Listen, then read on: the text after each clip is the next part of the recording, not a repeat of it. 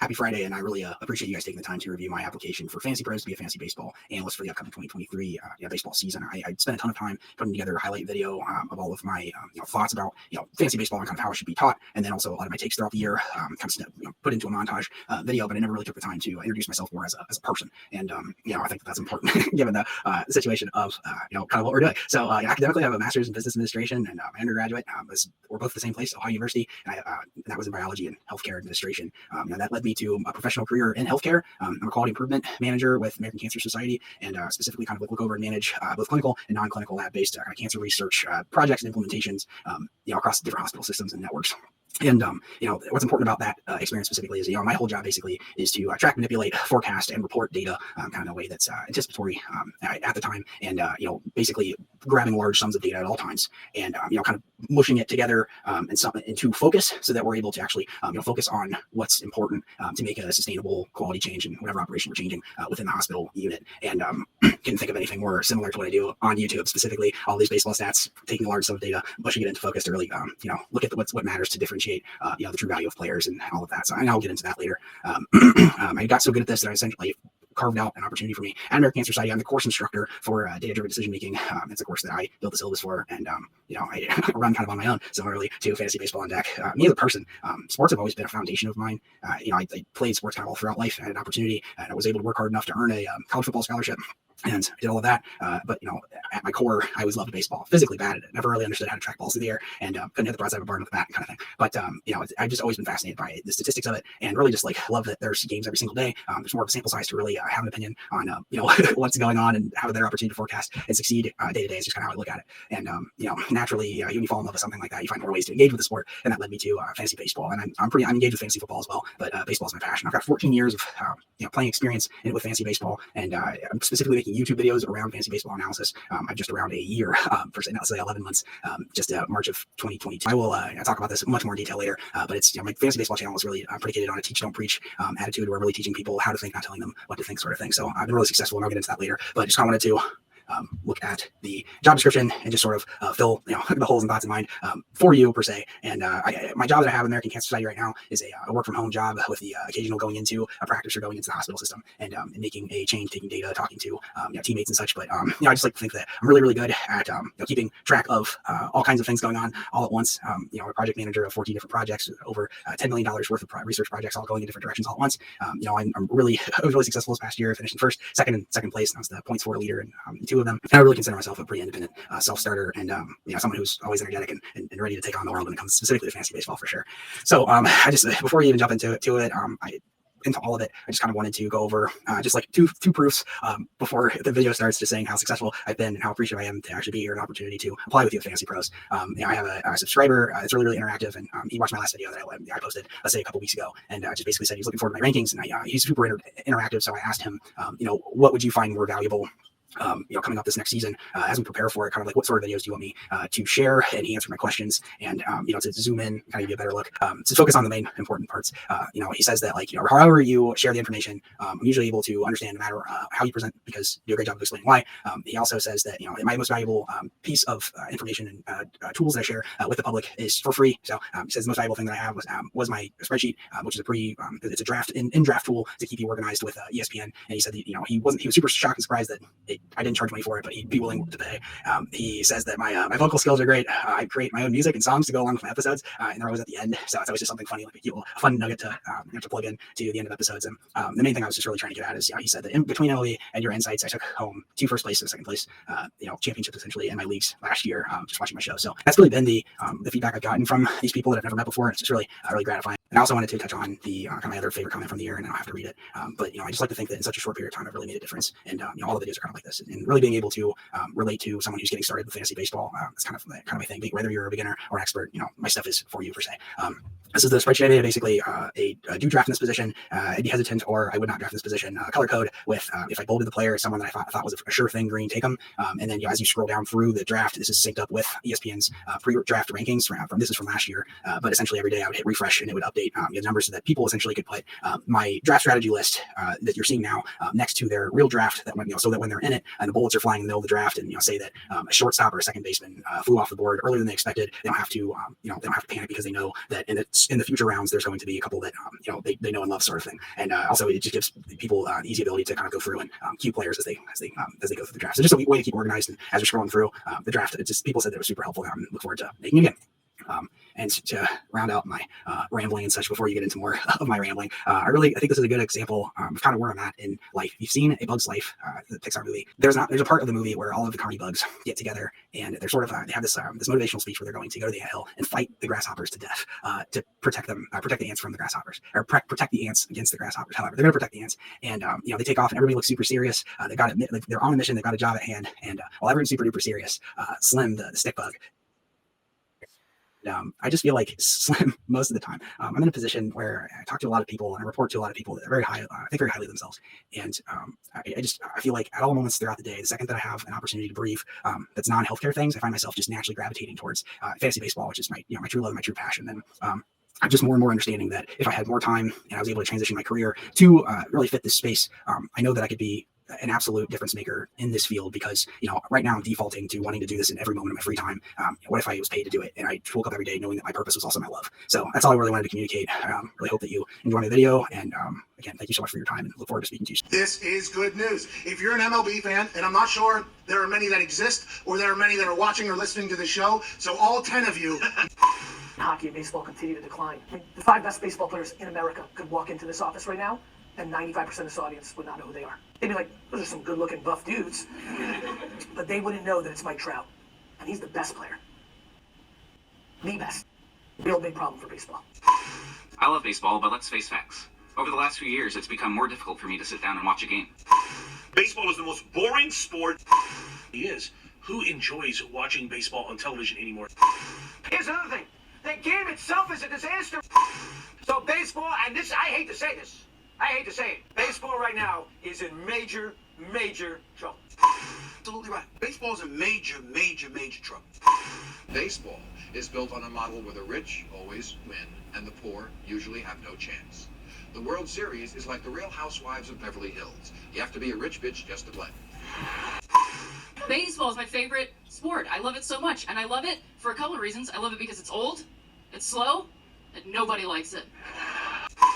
A New York Giants fan may care about, the Los Angeles Chargers or the Rams, right? But they don't care about the San Diego Padres. And because of that, on shows like this, national shows, you don't cover baseball. The sportscasters at the Arizona Diamondbacks game can't believe the Alpha Chi Omega sisters are more interested in selfies than watching the action on the field. Only on a single here in the fourth, and nobody noticed. Nobody noticed. Nobody noticed. Nobody noticed. Nobody noticed. Nor have they been on notice. America's pastime has been mismanaged for quite some time now, and while the on-the-field strategies, rules, and faces change, the product is incredible. Players are bigger, faster, stronger, and more personable than they ever have been. So why is my favorite sport a punchline? Baseball's decline as a narrative simply illustrates the true power of neglect, specifically from the media. The media's collective neglection of everything baseball has had a profound impact on my personal favorite pastime, which is fantasy baseball. Over the years, my relationship with fantasy baseball grew from what was my favorite pastime into becoming my love. When you love something, when you're emotionally invested into something, the underlying nuances that come along with that something being neglected become clear as day. Fantasy baseball content, coverage, reporting, analysis, advice, etc., and even the personalities involved is bad. And it's all lack of effort. I have nothing but effort. The fantasy baseball community, my community, deserves better. So I set out to make a meaningful difference. My name is Austin Call of Fantasy Baseball on Deck, and this is my story.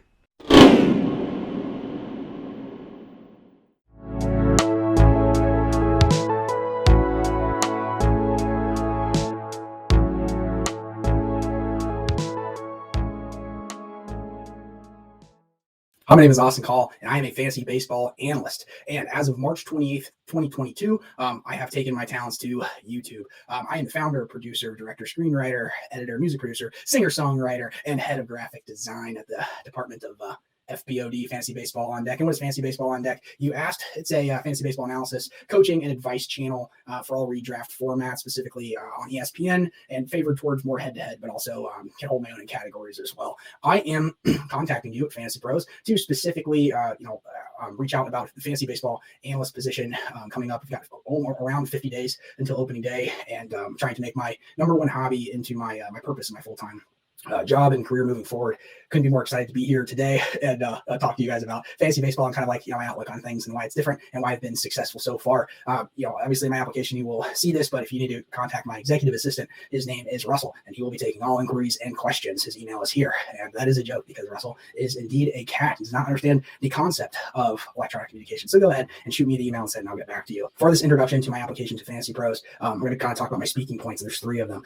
Number 1, I want to go over my early accomplishments as a fantasy baseball analyst on YouTube. Number 2, I want to illustrate kind of how I look at fantasy baseball in a unique way and why that's valuable to your company and even more valuable to your viewers and your audience. Number 3, I'm going to put my concepts to practice. Kind of get a real life example of why I'm different using even some of your content at Fantasy Pros. So let's jump into the content. I think that it's really important to understand that I started YouTube completely fresh in March, the very end of March 2022, March 28th to be exact. I had 0 followers, 0 subscribers, and I purposely did not communicate with any of my family and friends to support me because I truly wanted to figure out whether I could succeed on my own. And I knew that I have, again, this unique outlook on things and really have this passion for it. But I just wanted to make sure that I could do it without the help of anyone, with strangers that owe me nothing, kind of thing. I'm really proud to report that my one month into having a fantasy baseball channel, created 15 videos, had 8.3 thousand views, 1.6 thousand watch hours, and gained 96 subscribers, which again, with the concept of starting out with nothing 1 month after, was pretty awesome. Now looking at the remainder of the season, I got up to 10,000 views, 1.75 thousand watch hours, and 110 subscribers. And another stat that I'm pretty proud of, 50 people commented, and I replied to all 50. It's a really, really interactive crowd. The people that do follow me are super engaged, and I couldn't be more appreciative for how nice they've been. And I look forward to producing a good product, good valuable product for 2023 and moving forward. If we go to our kind of tangible successes over year 1, I played in 3 leagues, 2 redraft leagues, both on ESPN, and then another Dynasty league that was on CBS. We look at my first slide with my first league attached to it. My goal for every fantasy baseball league is to, especially redrafts, is to not only finish in first place, but finish in first in points for. Not only finish in first with points for, but the expectation is that I blow past everyone by at least 1,000 points. And I was successfully able to do that across both leagues. I had scored 1,000 more points across the entire season than anyone else in the league, the second place, and so on. And obviously it stretches down. The number gets pretty big as you look at the last place number. So, this was, if you look at the points for, that's that stat. Everything that's highlighted in yellow below are individual categories that I finished in first place, which I was, again, pretty proud of. Obviously, if I finished in points for, first in points for with that margin, you'd expect me to lead in most of the important stat category margins. I would have led in runs as well. I finished in second by 1 run, so darn it. And then saves in third. I only got 3 pitchers. That's kind of the magic number, but pretty proud of what I was able to accomplish in League 1. League 2 finished overall in second place and in the tournament, but I was first place in points for by over 1,000 points, and led a lot in a lot of the similar categories throughout the year. I really dominant team. My League 3, this is a dynasty league that I run with my brother, and historically we've been really good. 2020 we were the champions. 2021 we were finished second place, and in this most recent year, 2022, we finished in second again. My total earnings for the year, $540. Being able to report to my subscribers and people that follow me on YouTube that the proof is in the pudding. What I'm doing with my own fantasy team is what I am preaching to you guys. So look forward to getting even better, improving upon that. But this is the usual. This is kind of what I expect. First place, second is pretty much the average. As mentioned before, I have been a lone wolf completely by myself so far, and an opportunity and an effort to kind of diversify my portfolio of experience. I've reached out to some sites to collaborate on some things. Since January 24th, there's been an increase in over 200 followers at Fantasy Six Pack, from 720 to 920 followers with only 5 videos. Another thing to be really proud of. The most gratifying of all of my accomplishments in year 1 is that there were 2 senior business students at the former college of business at Miami University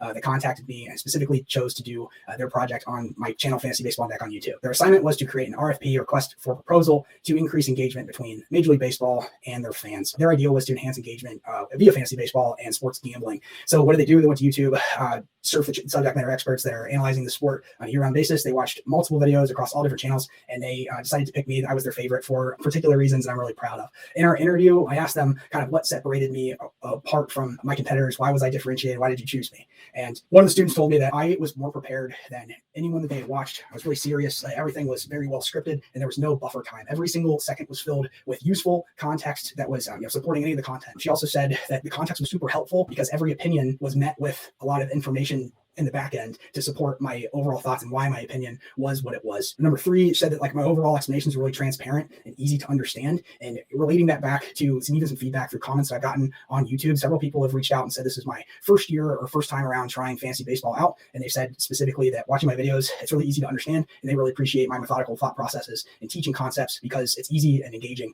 to grasp a hold of, to be able to tangibly use with their own team essentially. And then said that I had a lot of energy and that they could tell that I was passionate about this thing. And my response to that is that like I could not be more excited to have a space where I'm able to communicate and engage and interact with people in my community that is a fantasy baseball community that like love it as much as I do, and I couldn't be more energetic or enthusiastic about anything in my life. So fantasy baseball is by far away my number one favorite passion, and I'm trying to make it my purpose. Hello, I'm Gary Romaine. I'm Sophia Rosen. And we met with Austin Cole for a few hours over a process where we were working on an RFP for the MLB. We quickly learned that Austin Cole is a fantasy expert, very knowledgeable in baseball as well as other fantasy sports. He was really helpful to us, immediately agreed to meet with us and answer any fantasy baseball related questions we had, gave us a lot of good information for our project. Yeah, he answered all of our questions, gave us even more information than we asked for, sent us follow-up emails with links of stuff that really helped us in our knowledge of fantasy baseball, and led us to our product and the RFP that we gave to the MLB. So we want to say thank you to Austin. He's a great guy from what we gathered with him, and he was very helpful to us in our project. Thank you.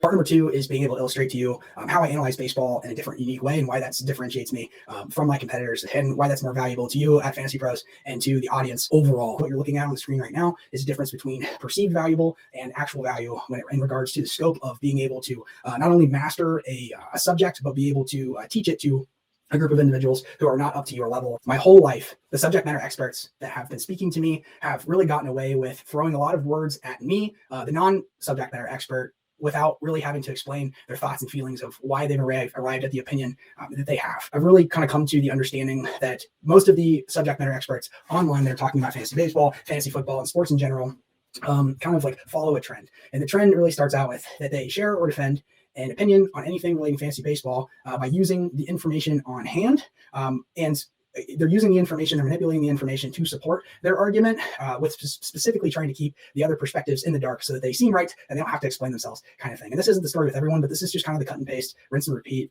stylistic words that I hear so often on every single site. And that's kind of why I created Fantasy Baseball Deck, because I felt like things weren't done the right way and that I can make a difference. So all encompassing, to me, a perceived subject matter expert is someone who tells people what to think. And it's not a matter that they don't know what they're talking about. It's just a matter of that they're not willing to, or they don't have the ability or time to really explain to you, the non-subject matter expert, why they've arrived at their opinion with full clarity. It's kind of without transparency, you're able to produce more content. You have less kickback on people calling out your wrongdoings and things, and overall just kind of leads to a less quality product. But that's turned into the formula over the years. And it took me approximately 17 seconds to find a really good example of someone who is a fantasy baseball analyst giving a yay or nay opinion on a player without any sort of clarity, rhyme, or reason as to why he thinks the way that he does.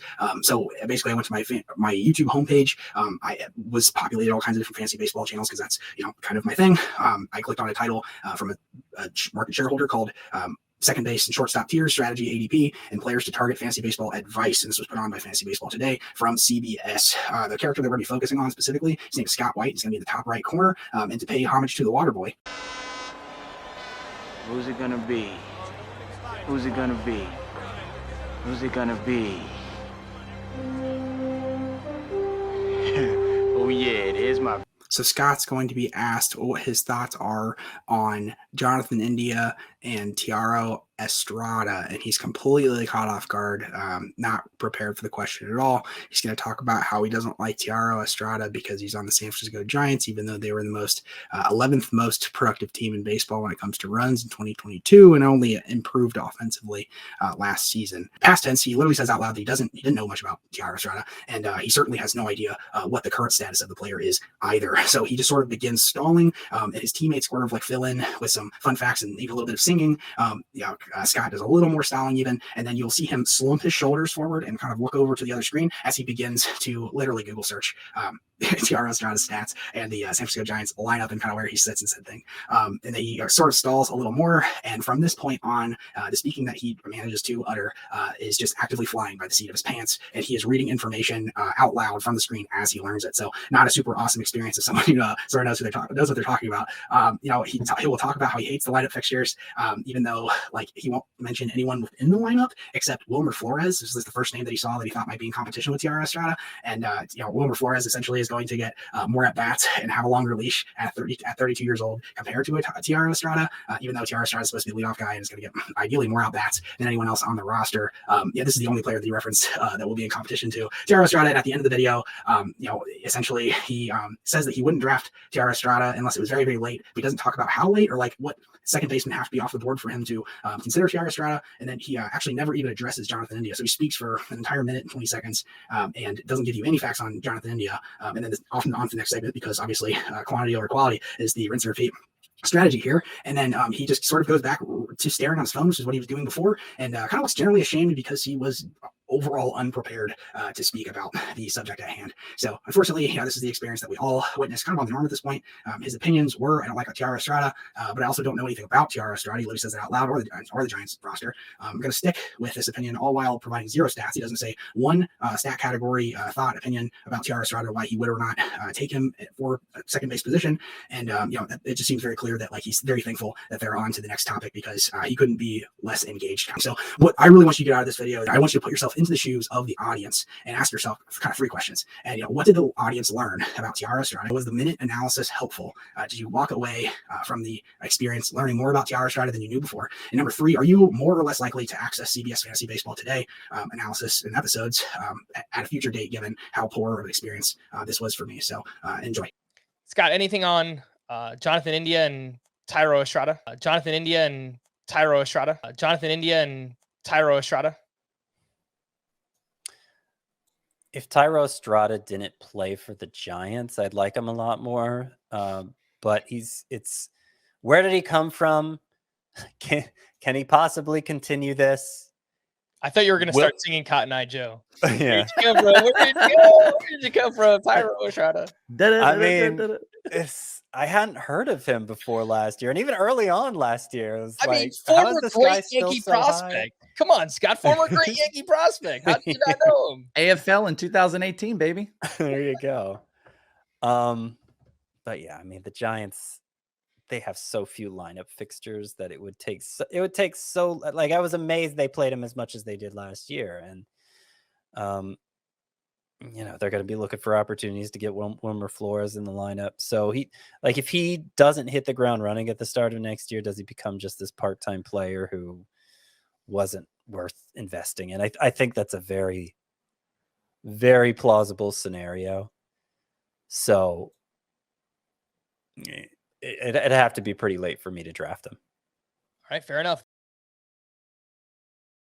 One of my most valuable assets to you as an audience is being able to give you opinions, thoughts, advice that's transparent in a way that you understand, but also in a way that's anticipatory. So it's something that has not passed by. You can do it while it's still here, make super valuable moves before the trends catch up and move past us. And there's all kinds of examples of that, and they'll be highlighted throughout the rest of my highlight video. But focusing again on the actual subject matter experts, both sets of subject matter experts have the same amount of knowledge per se about fantasy baseball and baseball stats in general. But if you really look at it from the scope of being able to teach and bring people along and up to speed with you, then you can really understand the difference and understand why I'm going at this in a different fashion. So as I said before, perceived subject matter experts, someone who's really smart but doesn't know how to communicate, will share and defend an opinion on anything fantasy baseball using information on hand to tell people what to think, essentially. What I'm trying to do in my concepts and why I am different from the others and why I pride myself on spending so much time in this extra venture and trying to make a career out of it is I'm trying to do the same thing but in a different direction. I'm trying to share and defend an opinion on anything relating to fantasy baseball using the most valuable information only in a manner that elevates the audience to be able to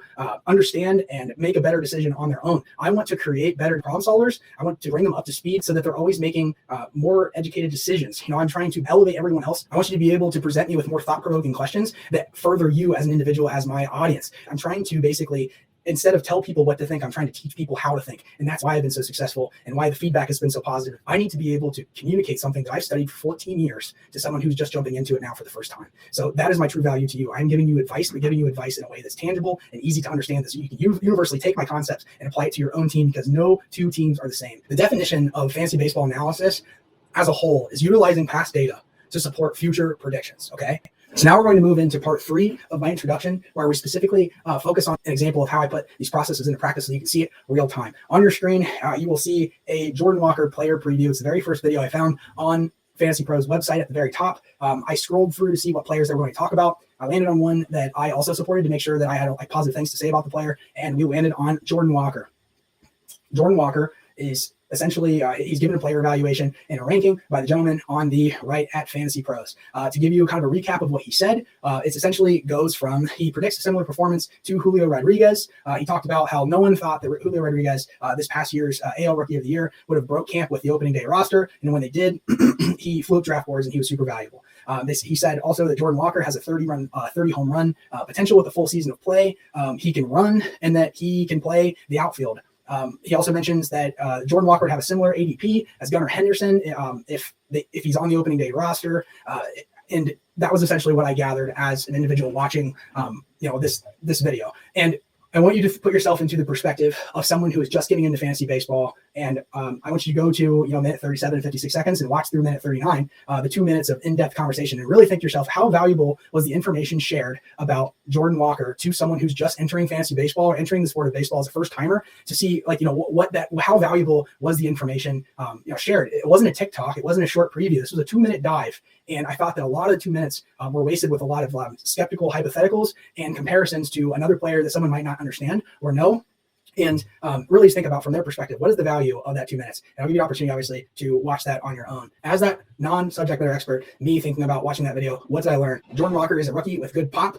He will have an opportunity to win and earn the opening day job. He's currently way undervalued, given that he's not on the opening day roster, and he has a 30 home run potential with a full season. This is my understanding. The way that I would have gone about this video is really building the foundation and going at it from a storytelling perspective and adding all of those nuances that are super helpful when you're making a decision in fantasy baseball. So this is how I would have gone through the player evaluation using my concepts at fantasy baseball on deck about Jordan Walker. Jordan Walker is a highly touted prospect, number 4 overall at MLB Pipeline. He's listed as a third baseman for the St. Louis Cardinals. The relevance of rookies and importance of rookies, if you're kind of a first timer in fantasy baseball, is that rookies are one of the most valuable commodities to have and hit at the right times. Just this past year, 5 rookie All-Stars were in the 2022 All-Star game, not including the names of Kyle Wright-Ching, McClanahan, Michael Harris II, Spencer Strider, and more. So don't be afraid of these rookies because they can be extremely impactful. One of the major concerns that this guy mentioned was that he would be a surefire top 150 player, similar to Gunnar Henderson, if he was on the opening day roster. And what I would have shared is the draft compensation rule that's just recently came in to prevent teams from holding back their players an extra month to keep them for an extra year, is that if you play a rookie in the first month of the season and don't hold them back, there's an opportunity to gain draft picks if they finish in the top 5 of their league's rookie of the year. So if Jordan Walker has the ability, shows the ability, and wins the job, there should be honestly nothing holding him back from being the everyday starting right fielder for the St. Louis Cardinals. What's important to understand is that he's listed as a third baseman, but he's exclusively going to be an outfielder for the St. Louis Cardinals. So let's talk Jordan Walker's defensive ability, right? So if we're thinking about a third baseman transitioning to the outfield, we're worried about him maybe not being able to field his position to a high level and losing at bats because of it. Well, if we look at his sprint speed, he's in the 92nd percentile. He had 22 stolen bases in 2022 in only 119 games, and he immediately slots in as potentially the fastest outfielder that they have on roster. Also defensively, and kind of like a way that he really differentiates himself, is that his arm strength is in the top 10th percentile. He throws a ball at a max 99.5 miles per hour, and that's perfect for someone who is looking to play the right corner outfield spot. So if you have any hesitations about defense, don't, because he's plenty athletic, he's plenty fast enough, and he has the best arm for that position. Now let's get to the exciting part. The hitting is a 65 out of 80 power grade. Scouts give grades up to a 0 out of 80 across 5 tools to a player that's coming up to the major leagues. Jordan Walker earned a 65, which is well above average. He has a very simple long swing. Though he's a 6'5", 220-pound individual with a large strike zone, he historically has had a 300+ average. So hitting wise, he truly is a rare 5-tool potential player, which is why he's so undervalued currently, given the competition that he has in the outfield. So in conclusion, there is a lot of competition for the outfield spots in St. Louis, but Jordan Walker is just a more independent player because he's marginally better than all of his peers at all 5 of his tools. And that's what I would want to convey to someone, regardless of the knowledge level of baseball, fantasy baseball, and prospects coming up. So in my version, why I think that I was different is I really tried to build the analysis into more of a storytelling opportunity. And to me, and what I've even heard from feedback from my subscribers and people that invest into me on YouTube, is that taking the time to add a ton of quality words to a player's evaluation makes a more engaging relationship between my audience and myself, because we're on the same playing field and we can better help each other be me a better teacher, better portrayer of information, and then be a better producer, have better productivity and better results, because they're able to really understand my thought process and where I'm coming from. And overall, if I'm super transparent about all my thoughts, there's no questions of why I think the way that I am, or why I think the way that I do, regardless of whether you approve of it or you agree with it or not. The extra transparency, that undeniable level of transparency, just equates to more and more trust between me and the viewer. And that's just not an experience that people get everywhere. Teaching fantasy baseball in this universal way is really just like being a good ambassador to the sport. It deserves it, and really an opportunity to drive the sport forward with early quality engagement and loyalty to the sport.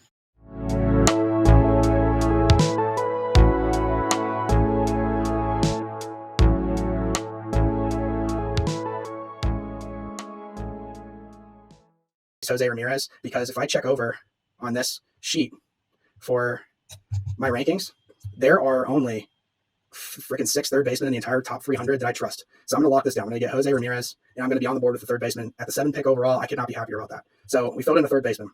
Again, this is really important because when I look, there are literally 6 first basemen overall that I love, that I like, and I want on my fantasy team.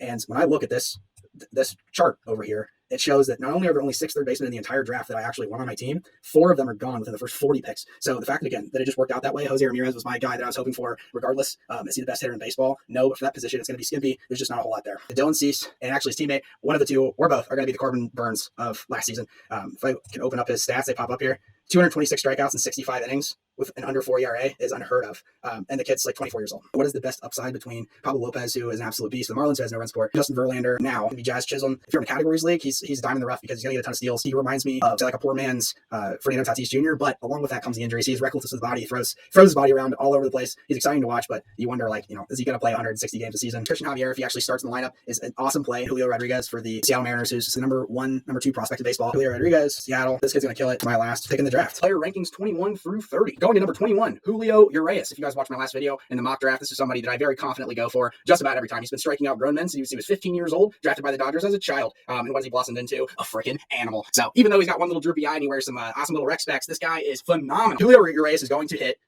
Not hit. He's not a pitcher. It's 3 o'clock in the morning, guys. Actually, it's almost 4 o'clock in the morning at this point. I'm sputtering, but here we freaking go. We're going to power through. Julio Rodriguez is going to pitch 200 innings. He's not only going to eat innings, he's going to get a ton of strikeouts. He's going to have a low ERA, and he's going to have every bit of 20 wins again this season. If you end up with getting Julio Rodriguez or having an opportunity to end with your 3rd pick after getting 2 position players, be super confident this is an awesome decision. Down to Rafael Devers is at a position that is an absolute premium this year. Rafael Devers, people forget, is 25 years old. He's been playing for the Red Sox since he was 20. He's super duper consistent. You really can't ask for much out of a player at that position. And again, for this season, it's so important for you to get a third baseman. Again, with these top 40 picks, and top 40 picks fly by. You have so much fun seeing games that you enjoy and love. But I really advise you, get a third baseman. For my, not to ruin the preview, but Rafael Devers in most situations is going to be my pick here if he's available in the 3rd round. Sandy Alcantara will forever and always be undervalued because he plays for the small market Marlins. The good things about Sandy is that he is going to throw 200 innings. He's got to stay healthy. He's not going to get a ton of strikeouts. He's not going to get a ton of wins. If that time comes around and you have not taken a pitcher yet, feel free and know that you can be confident in Sandy. Joe Ryan, opening day starter for the Minnesota Twins. Joe Ryan is of all the pitchers in his class, he's supposed to have the best control, not necessarily the best stuff. The best control means that he's not getting hit as hard. He's staying in games longer. Given that he's already earned the number 1 role in Minnesota his first year there since coming from the Tampa Bay Rays, that's a good thing to see. I think he's going to be let loose, and if he is, then he might be a great. Tony Gonsolin, career is like a 2.45 ERA. He's always been hurt, meaning the last 2 years he's been hurt. He's expected to start in the LA Dodgers rotation. if he is healthy, this is going to be one of the most valuable guys in the entire draft, let alone being at 252. I have all the faith in Tony Gonsolin. He's a young guy. He doesn't have a pitch limit as long as he's healthy. He seems like he's healthy. He has a spot locked down.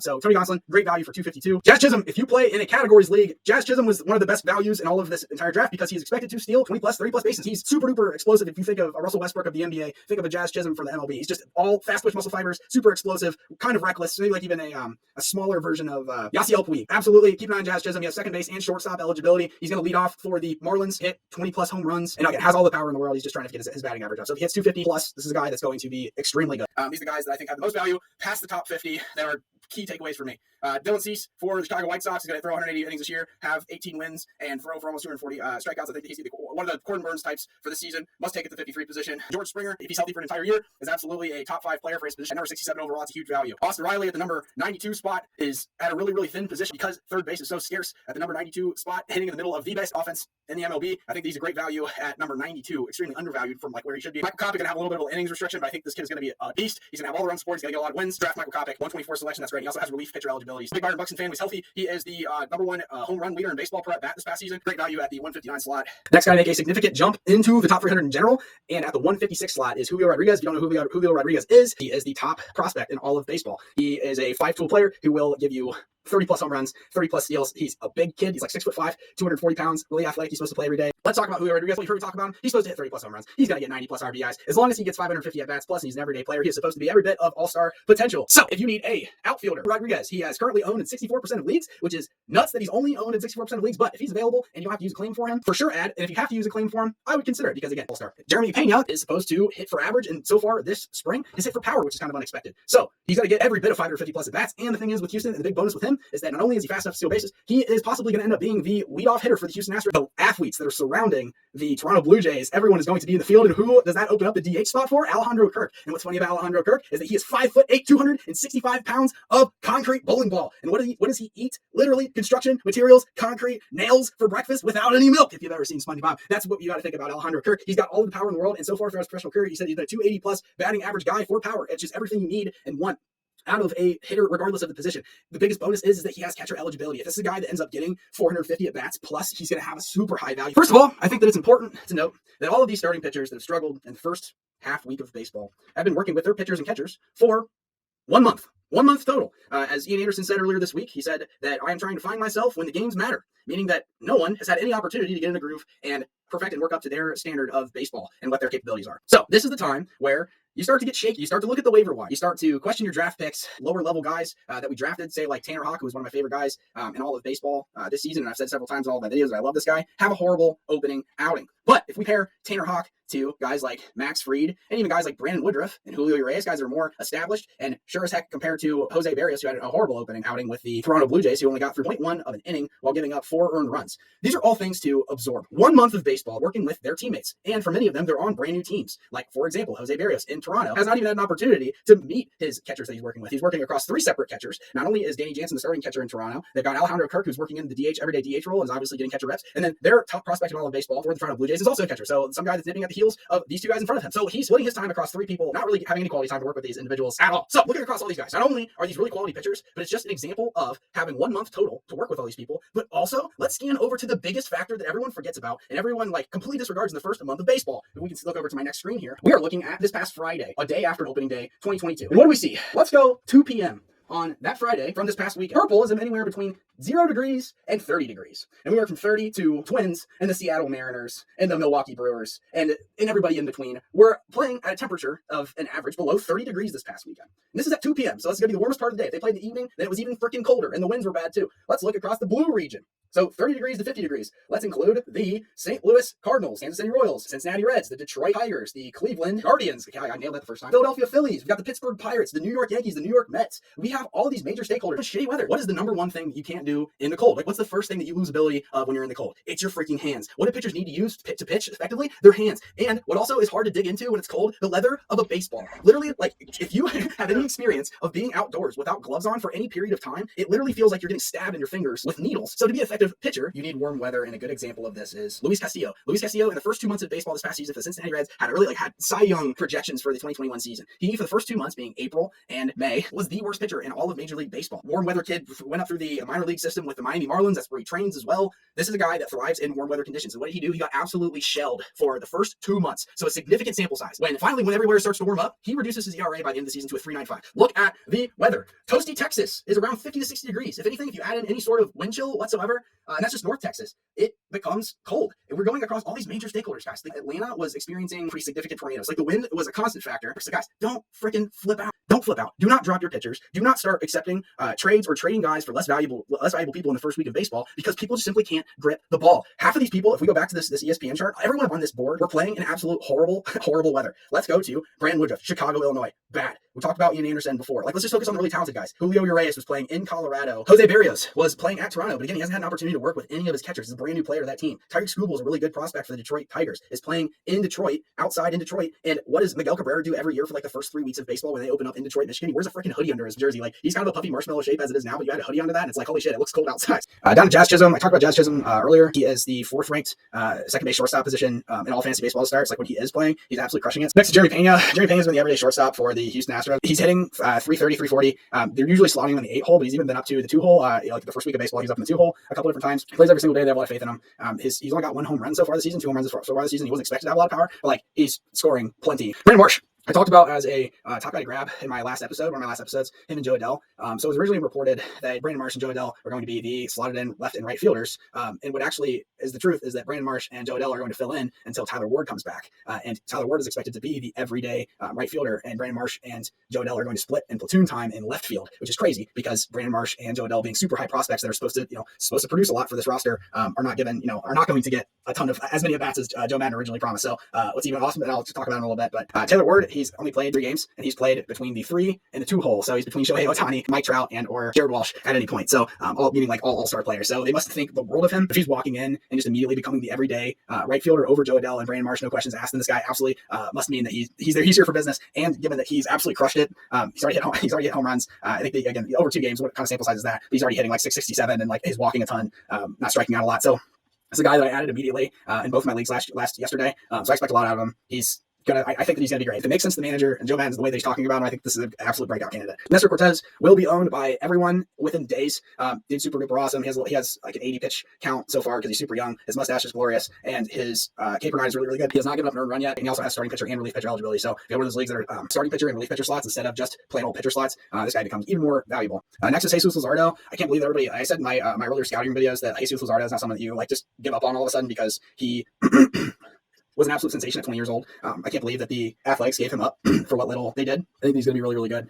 He had 12 strikeouts and 5 innings pitched and only had 80 pitches overall. I tried to get him in both leagues. One person drafted him way earlier than expected, and then the other person, picked him up when I was already out of acquisition. So kind of tough to see. But the thing is with him is he's just not going to have a lot of run support. Hopefully he does because I think that he's awesome. But you can never write off a 24-year-old kid who tore the majors to 20. He's not over sort of thing. So if Jesus Luzardo is available in your league, absolutely consider grabbing him. Again, he had 12 strikeouts and 5 innings pitched, only threw 80 pitches overall. Marlins pitching staff seems like they haven't figured out. Their pitching development haven't figured out. So someone to absolutely grab if he's available. Next is Carlos Carrasco. And Carlos Carrasco, if anything, I think I would add him as a trade piece. Carlos Carrasco just seems like he's been so hurt for the last 4 seasons that I don't think it's possible for him to come back to the form that he was in Cleveland. And I don't think anyone expects him of that. It's just that for these pitching spots that you want on your roster, you want absolutely elite guys with super high ceilings.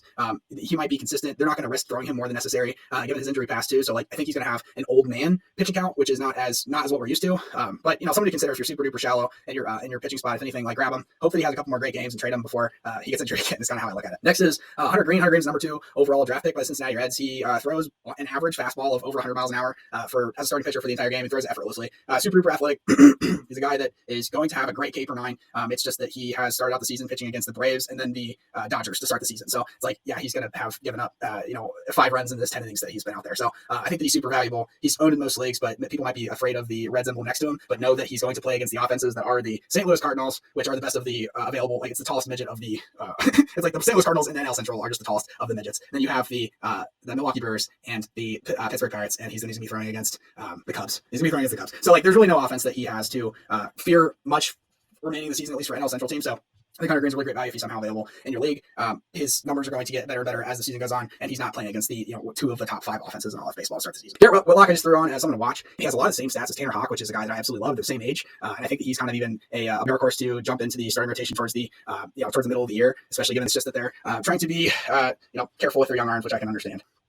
Justin Steele he's the ace basically behind figurehead Kyle Hendricks at this point. He is their top pitching prospect. He's been really good so far. He's good K per 9 ratio. Got to watch, just keep your eye on. It's just not going to throw more than 70 pitches to start the year. But if he starts to get to 90 and 100 through the middle of the season, probably somebody that's super valuable, and he has starting pitching and relief pitching eligibility, which is positive. Eric Lauer is 26 years old and gets overshadowed by all of the other young pitchers. They're also on the Milwaukee Brewers, and the Milwaukee Brewers are going to be playing horrible offenses for the entire season. The strength of schedule is very favorable, to say the least. So Eric Lauer being like the 4 guy in that really, really good rotation. He's not going to have a lot of run support, but he pitched again today, 6 innings pitched, like 7 strikeouts, no earned runs. He seems like he's going to be pretty consistent. He has an innings pitch rate right now, but so does everyone else. Jeremy Pena tonight, as of 4/19/2022, was hitting the leadoff spot for the Houston Astros. He's ranked 7th overall for his position. He's playing every day for a really good offense. If he sticks in the leadoff spot for the foreseeable future, it's crazy because Jeremy Pena goes from a 500 plus at bat guy to a 650 at bat guy. Taylor Ward, I've also mentioned this guy before. He is owned in a hefty 3.3% of leagues. If you don't have a super established outfield roster, grab Taylor Ward. If you have a super established outfield roster, find a way to fit Taylor Ward in. Get this guy in your roster. At least have him on your watch list, because he is announced as being the everyday right fielder. He's going to play every day no matter what. And their 2 top prospects, being Brandon Marsh and Joe Adell, who's getting playing time, are specifically platooning and playing part-time because Taylor Ward is so highly regarded by Joe Madden and the rest of that training staff. So given that he's only played he only has 10 at-bats so far. But if we look over here, Taylor Ward, the 2 spot, he's hit nothing lower than the 3 spot. His debut, he hit the 3, and then today he's hitting the 2. Now it looks like the roster is a little lacking today in regards to star power. But at the same time, if he sticks in this 2 or 3 spot, which seems like that's the case, especially since Mike Trout is not to be trusted from a health perspective, Taylor Ward is your guy. Go ahead and add him immediately. He's only going to sort up the rank. Eric Lauer, last night he had 13 strikeouts. His win over the Philadelphia Phillies on Sunday Night Baseball, not going to last long on your waiver wire. And that he earned 25 points in the ESPN standard leagues without even earning a win. So he's absolutely a positive add. If you're able to roster him, he's not going to be available much longer. What's most important about our guy here, Eric Lauer, is that last night, if I go over to the box score, with the Philadelphia Phillies and the Milwaukee Brewers, is not only did he have 13 strikeouts across this 6 innings pitched, is he pitched 98 pitches. For it to be just the end of April and Eric Lauer already be able to be stretched out to 100 pitches is really, really good. Taylor Ward, you guys are probably tired about hearing Taylor Ward at this point.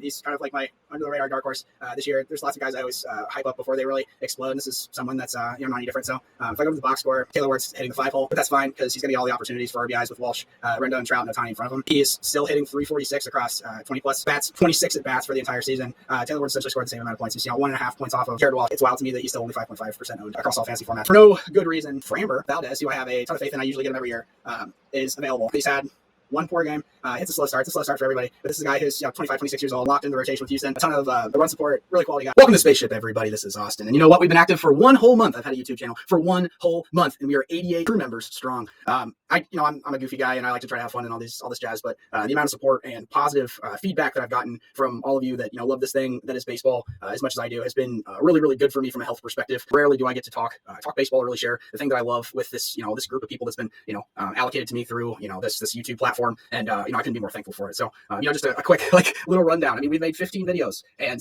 again, the amount of support that I've gotten in 1 month is wild. In the first month that we've had this rolling together, and we have over 5,000 views, and you guys have watched 824 hours of me talking, which is wild. But again, I'm so glad to hear that my videos are helpful. I do it because I love it. I don't make any money. It's just something where I get so passionate about this thing and I don't have anyone to talk to. But again, I'm trying to get this video out as quick as possible because it's nice outside. If you're watching this video right now, go outside and shoot a basketball or throw something at a tree. I don't care what you do. Skip some rocks, kick some rocks. I don't freaking care. It's nice as shit in the Midwest, and you guys should go outside and enjoy it and watch this video later if that's the case. But anywho, let's get back to fantasy baseball. Deck stuff. We're going into week number 4 at this point, and I'm number 1 in the standings. I'm undefeated as expected. I'm 3-0, and points for, I'm also number 1 in points for the league, while having Trevor Bauer on my roster for most of the season so far, and he's been burning a hole, but not not a necessary hole sort of thing. We build our rosters. We always value quality over quantity. We're always going to be able to make enough points to overcome holes on your roster if necessary, if the player has enough weight to necessitate something sort of like that. So that's league number 1. Because I got to share all my bona fides, the reasons why you listen to me. And then league number 2, I am also undefeated. So I go up and check my record here. 3-0 again. I want to talk about guys that should be on your radar as trade candidates, whether you're trying to send them away or bring them in, kind of regardless. This is my opinions on these players. So I'm going to go over, let's go over my successful trades that I've made in my league so far and kind of why I did said thing. So if I go over to my first league, and and I go down to, this is really important, get on your desktop. If you're going to do fantasy baseball stuff, you want to get on your desktop so you can always see the stats. You're always comparing players. You don't want to be constantly exiting back and forth with things. You want to see all of the stats right in front of you because you'll always be able to make a better, more informed decision. Go to your league tab, click on rosters. This rosters tab is nice because it automatically updates with the standings. So I'm going to go down to the bottom here, and I'm going to look at the teams that are 0-3, because what does a team do that is 0-3 to start the year, whether fantasy football, fantasy baseball, whatever? They're just going to make changes in order to try to change the result of losing. And also, it's really important. You have to make sure that you have the tech, like the phone numbers or, like Facebook Messenger, like however you're going to contact these people in your league, whether you know them super well or not. Again, in this league specifically, I only know like 3 or 4 people like pretty well. The others are just sort of like, I've become friends on Facebook, and, they'll post pictures of their kids, and I'll, comment cordial things, because it's just good to have like positive relationships with everyone in your league, because, that just expands your opportunities to make changes yourself when you need to. And we'll kind of get into that. So let's go over here to Team Keller.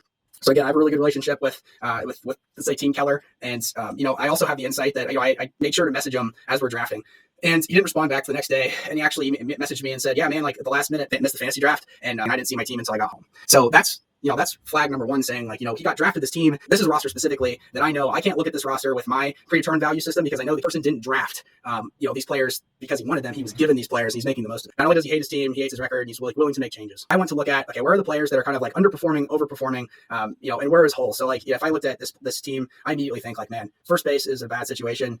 He's not getting any production. Javier Gurriel is 37 years old, and hits for average, doesn't hit for any power. He doesn't have any outfield support. So he does have Marcell Ozuna, but I also traded him Marcell Ozuna for Carlos Rodon before the season started. So Ozuna's really good. Nemo's underrated. I think that he's always a pretty quality player. But you look overall and just think to yourself, okay, he needs a first baseman. The outfield is a little shaky, and then you get to these utility spots. Like, okay, he's got 2 third basemen, a third base position that is pretty slender in pickings. Let's just say that. So if I'm going to look across his roster, I'm also going to check out like what's his pitching situation. But I'll also see now, like, oh my gosh, he's got so many IL people. So he's got 1, 2, 3, 4, 5, 6, and over up here 7 people on the IL, and that's like really bad luck. But this is also an opportunity where like I'm 3-0 in the league, therefore I can trade assets that will help him right now, that will greatly benefit me in the future. So like worst case scenario, if I trade a couple players away that I like, but I'm getting back a more quality player down the road, that just means that once we get to the playoffs, I'm more likely to succeed because I have more quality across my roster. So I look at his roster and I say, I love Fernando Tatis. He's going to miss, let's say, a month and 1 week just to be safe. So what did I do is I never send a trade first. You always want to make sure that you contact these people before you send anything, because the last thing that I want to do is make someone mad or make someone feel like I don't respect them. So you never want to send trades that here's my bare minimum guys and I'm going to cut anyways for your best player, because when you do that, people are less likely to listen to you in the future. But because I have a really good relationship with this person, I message him at night and I basically say hey, I see that you are having issues with your IL. There's all kinds of, a lot of your players are hurt. That's bad luck.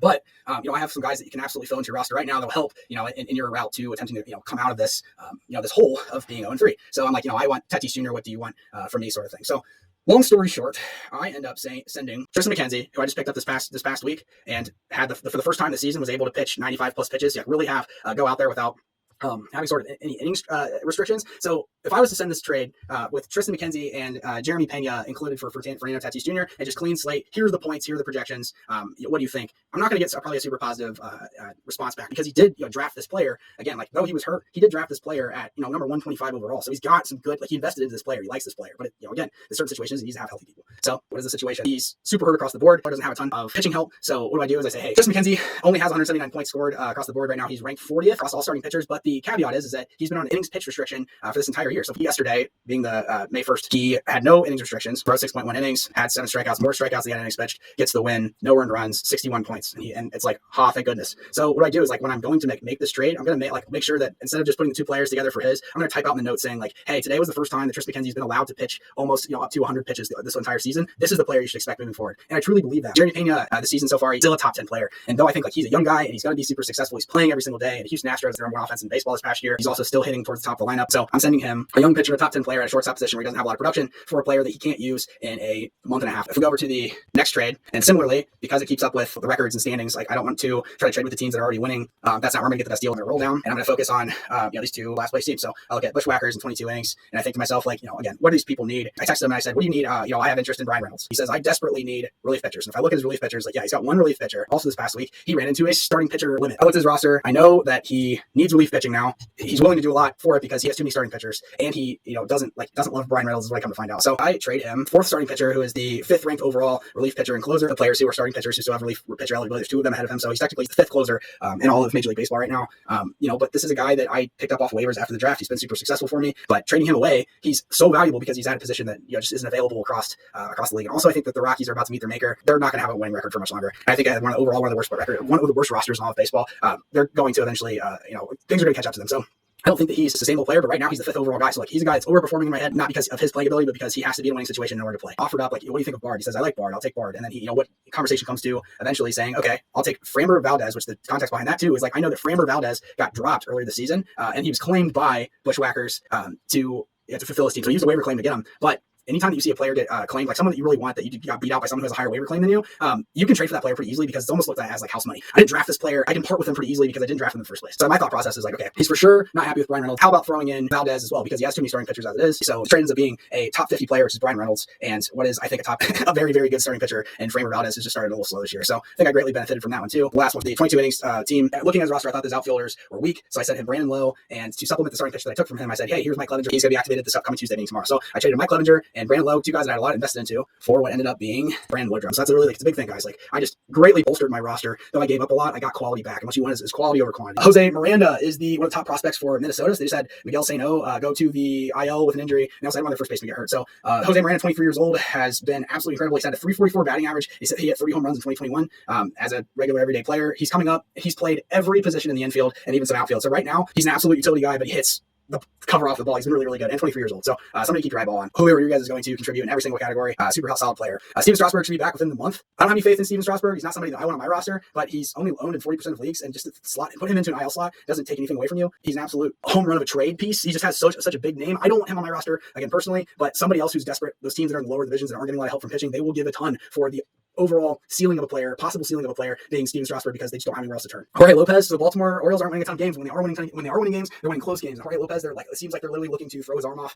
He pitches every opportunity that they have. 420, 22, 23, they were in these ball games. They equated to saves. Next, 429 and 430 just recently. They were in these games. He had a win here. So like anytime they're in a close situation, they're going to throw him in. He has a 1.59 ERA. He's been super good this season. So consider adding him. And the thing is like he plays best into what I was talking about earlier with the lineup. So if you have, like in this league I've talked about before, I only have 10 starting pitchers I can have go per week, and my entire bench are pitchers. So what do? Is I have Andrew Kittredge over here because he's a closer, but he can slot in as a starting pitcher, so I can leave him there. And I have 3 guys playing every single night that can get me saves while I'm still slotting in my starting pitchers who are probable for that day. Therefore, less likely to be hitting that starting pitching max and making the most of our roster. So with this trade that I just made, I'm trying to find a reason to get Jorge Lopez because I think he's just going to become more and more valuable. It's just people don't know about him yet. Guys with that sort of flexibility, they're able to earn saves with the starting pitcher tag, are extra valuable. Christian Javier is the most puzzling player just about from a fantasy baseball perspective because he's done nothing but succeed. Even as a starting pitcher, he's been coming out of the bullpen for this entire season, plus like the back half of last season, and he's only had crazy numbers. So far this season, he has a 1.35 ERA, he's got 16 strikeouts across 13 innings pitched. Last season, he had just as good of stats, and they just shifted into the bullpen. I think they're maybe trying to save his arm, given he's only 23, 24 years old, but if he continues to pitch out of the Astros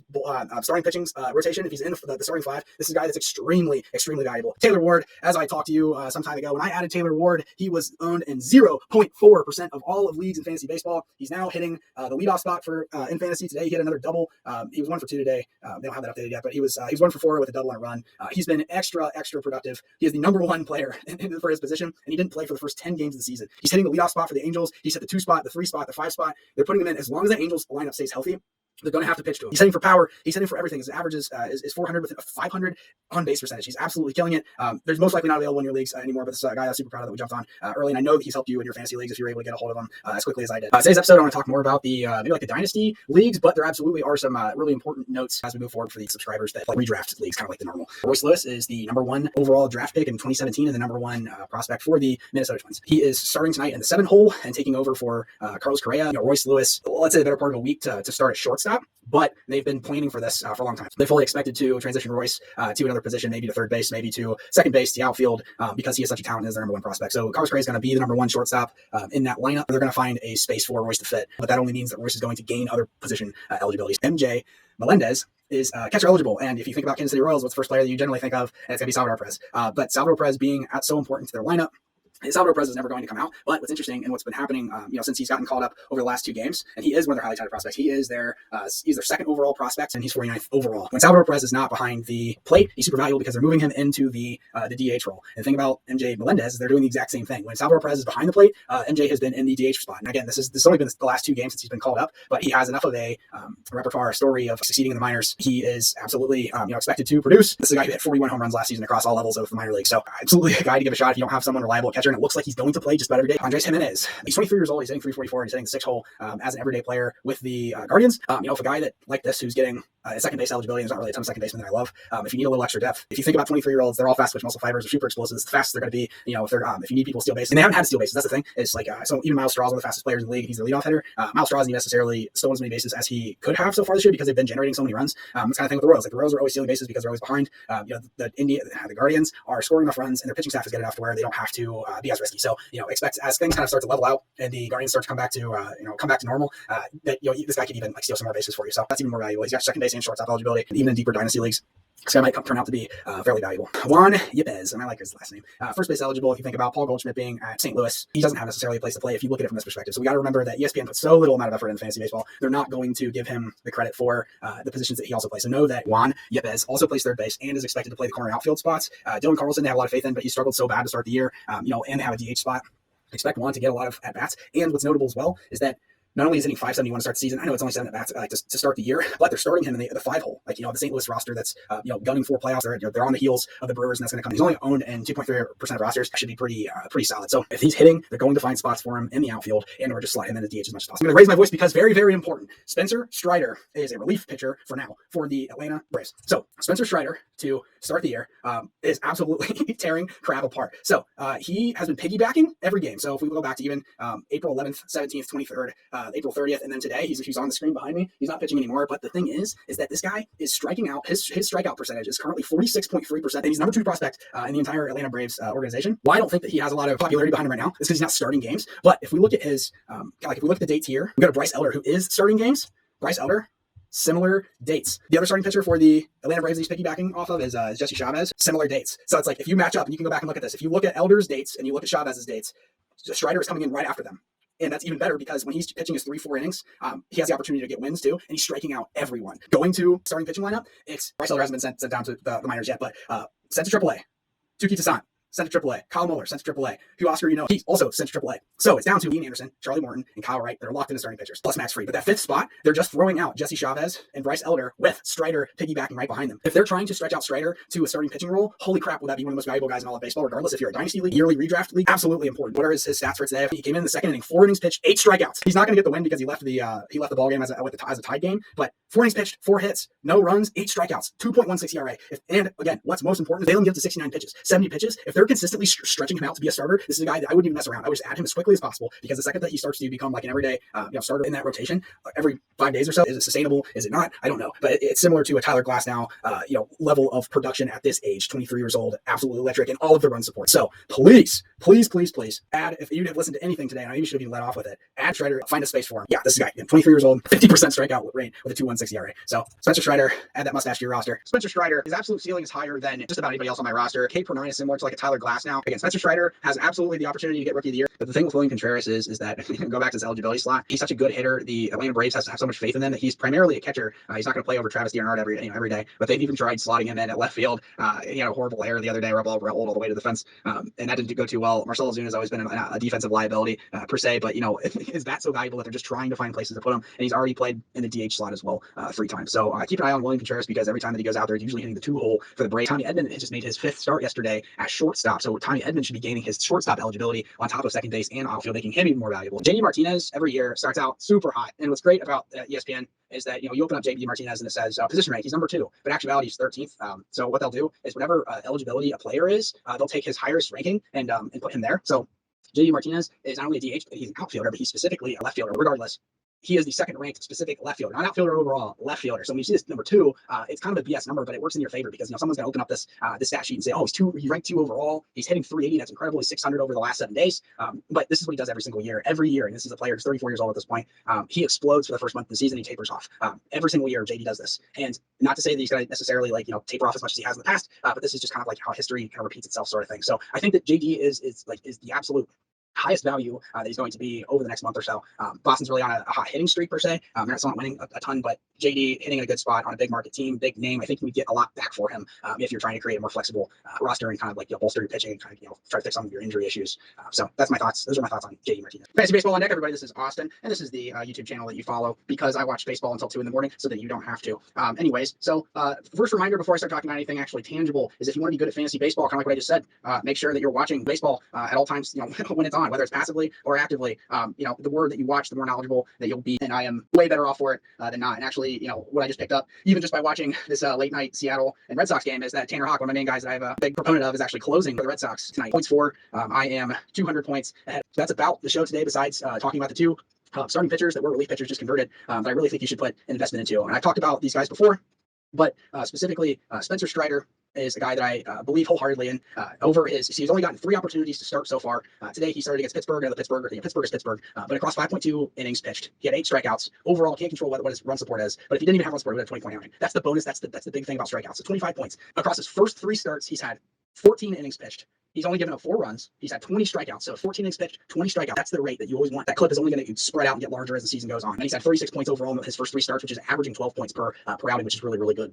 Okay, so Spencer Strider only owned in 16.7% of leagues. I guarantee it's a really great move that you'd make. I made it long ago when he was still in the bullpen as a long reliever. He's meant to be a starter. That's what the organization wants to do with him. Add Spencer Strider if he's not already gone. And then the next guy I'm going to talk about is Jeffrey Spring, is now converted to the Tampa Bay Rays starting rotation. And so, since he was relied upon to start back on the 15th of May, he has a 1.62 ERA, which is obviously incredible. I don't have to talk about that. But since starting back on 5/15, he's had 5 starts. And he's had, in his 5 starts, he's had 27.1 innings pitched, 27 strikeouts across those 27 innings pitched. So he's right at that. Jeffrey Springs is an independent player. He's striking out as many people as he has innings pitched. Over those first 5 starts out of the bullpen, now in the starting rotation, and he's averaged 14.6 points per starting game. So, this is a guy that I have a lot of faith in. He's 30% owned across leagues, and I think that he could really, really boost your team. If you are going to the playoffs, congratulations. This is Fantasy Baseball on deck. Can't guarantee you're going to win your fantasy championship, but you know what? I can guarantee that you're going to score the most points. Points for my goal in both leagues is to lead the entire league in points, obviously, but also beat everyone by over 1,000 points is kind of my goal. This is, again, the kind of a little bit of a weird league where all the points are doubled.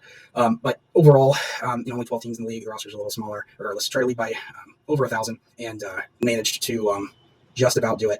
We'll see how the last couple of days go of the regular season. But anyways, we go through some playoff scenarios. So I'm going to run over whether you're the number 1 seed, you're in the playoffs, you're locked in, but you don't know what seed you're going to be, or if you're on the cusp and or out of the playoffs and you're trying to get into the playoffs, and go through all of these playoff scenarios and how you can best set yourself up for success in the last week of the season. So we'll go to the second league, and in this league, like I said before, my goal was to score over 1,000, more than everyone else in the league, and be number 1 in points. And I just about did it. It's a lot harder to do it in this league because there's less scoring, but I did it about by 800 points. We'll see how the rest of the week goes. I'm having a strong week. Maybe I can pull it out. But being really, really successful in this league too. And again, looking back on things, making sure that you have really quality bats across the board, but really, like, the way that you minimize risk in fantasy baseball is not drafting pitching super high, but drafting pitching where they belong, sort of thing.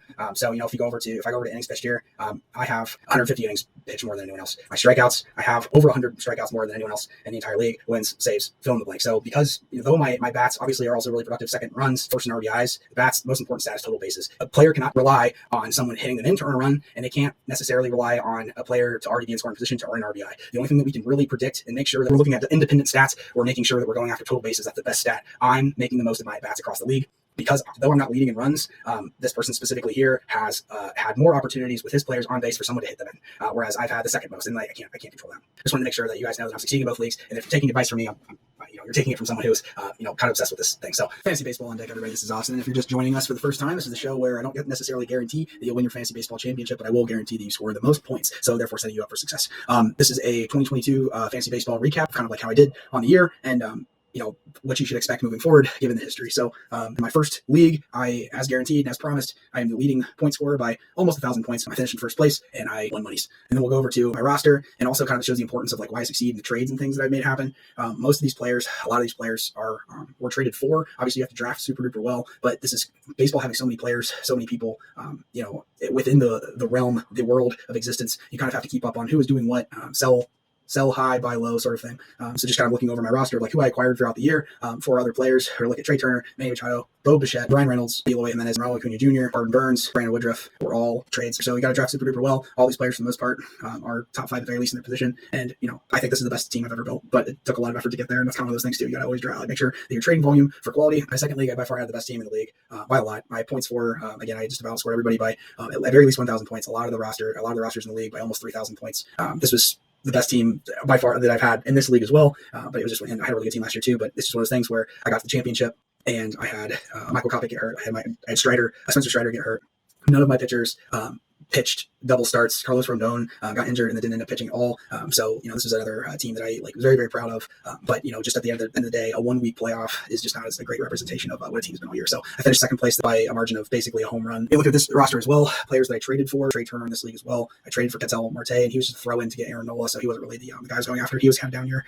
But everybody else was drafted and picked up as of batters. Aaron Nola was traded for. Lance Lynn was picked up. Devin Williams was picked up. Spencer Strider traded for. Carlos Rodon, who's a top 5 player in his position. Had another really successful year, but you got to set yourself up successfully in the draft to be able to trade for bigger and better pieces. Just slowly but surely make marginal increases that sum up to a huge improvement in overall quality. And the league that I don't really talk about much because it's a keeper league. This was another second place finish, and we were able to put together another really successful team. Again, finishing second place. Our finishes so far in this league that we've run this together, we finished in first place, second place, and second place. All of my leagues put together, how much money that I earned comes out to a whopping $540, which is awesome, right? It's something that we do for fun, but at the end of the day, I'm giving you advice that you can make financial gains. Again, small incremental increases throughout the year equivalent to substantial improvements in wins. Really proud of this team as well, but it's not easy to report on to you guys because you can't relate to the league because their salaries and the keepers are just kind of confusing. So what I can promise you guys again, and why this is a different account compared to the others, is I'm going to give you a draft sheet. I'm going to build this draft sheet just like I did this past year. At one point, I saw over 30 people on the spreadsheet all at once while draft sheets were being utilized and people were getting the draft. So I thought that was actually cool. I really appreciate you guys' support. I'm going to give you 300 players plus of what I think of them and where I would draft them. And why or why not descriptions for each player. It takes me a lot of time, but I love it. Again, this is the whole concept is I'm giving you something of value for free. That's why I'm here. That's why I think that I'm different than the next guys, because I'm trying to not just tell you that I'm doing a good job. I'm trying to teach you and share all the information and share my tools basically to the public. I'm going to do this again next year. Feel free to go to my YouTube page, click on the link that leads you to the spreadsheet. Got my fantasy football cheat sheet in there as well.